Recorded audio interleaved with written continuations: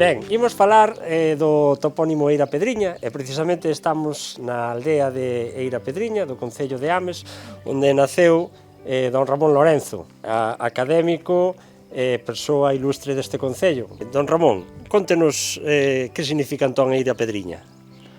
Eira Pedriña é un topónimo único en Galicia, hai moitas eiras, Eira Vedra, Eira Nova, pero Eira Pedriña é único. Eira Pedriña é unha eira de pedra, de Pedriñas, porque ese é o nome, e nós estamos precisamente agora na eira máis importante que hai en Eira Pedriña, que é onde viñan mallar de todas partes, aquí está, porque era unha eira preciosa, toda de pedra. Grande, como se pode ver. É o típico, a verdade é que en Eira Pedriña hai moitas pedras, había moitas pedras, os camiños eran todos cheos de pedra, a eira da Fuliada, que está preto de aquí tamén, era unha zona onde había moita pedra, e de aí ven o nome moi bello xa aparece xa antigamente, igual que existe Ponte Pedriña, hai poucos, así que rematen en Pedriña, en fin, fundamentalmente Eira Pedriña é unha eira de pedra.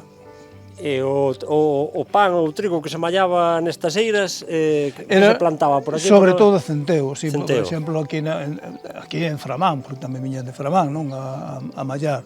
Toda esta zona de por aquí que se ve aínda un pouco, é unha zona onde se cultivaba sobre todo o centeo, e despois viña no mallar, tamén podían mallar ás veces noutras eiras, non? Claro. De terra, pero como esta era unha eira preciosa, toda de pedra, entón había moita xente que viña aquí a mallar o centeo, non?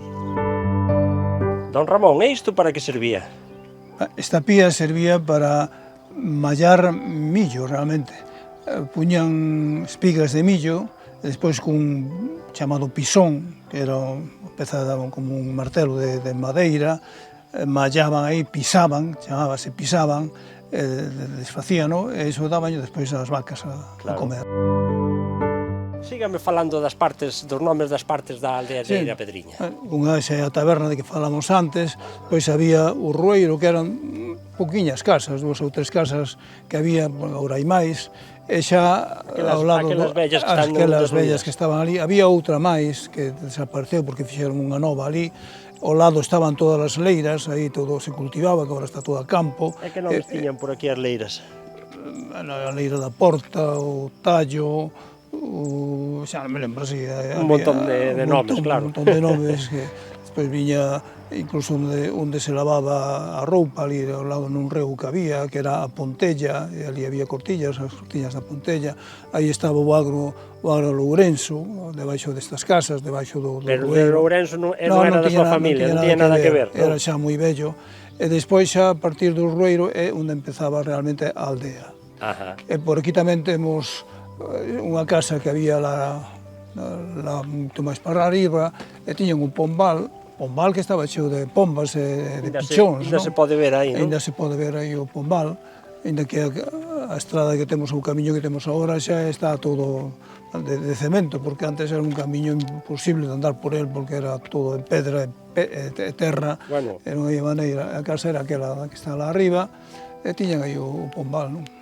O pombal agora xa non terá pombas, non? Nada, agora xa non ten nada, pero acórdome cando era rapaz que estaba cheo de pombas, non? E os pichóns que tamén os comían, claro. Esta é a parte primitiva da aldea, que nós chamábamos de aldea, porque eu vivía na taberna, entón, desde a miña casa ata aquí, ainda había un camiñiño, entón, era como digo, núcleo, había moitas casas moi interesantes. Por iso está o cruceiro aquí, non? Aquí está o cruceiro, ao lado había un lavadoiro que a xente usaba, estaba tapado incluso por arriba, pero xa ves agora está abandonado. Claro, agora xa non usa ninguén. Pero o cruceiro ainda está aí, claro. O cruceiro está moi ben, ainda está. As casas, hai moitas casas bellas ainda conservadas, ainda que están abandonadas, como esta, non? A casa da Ramallosa.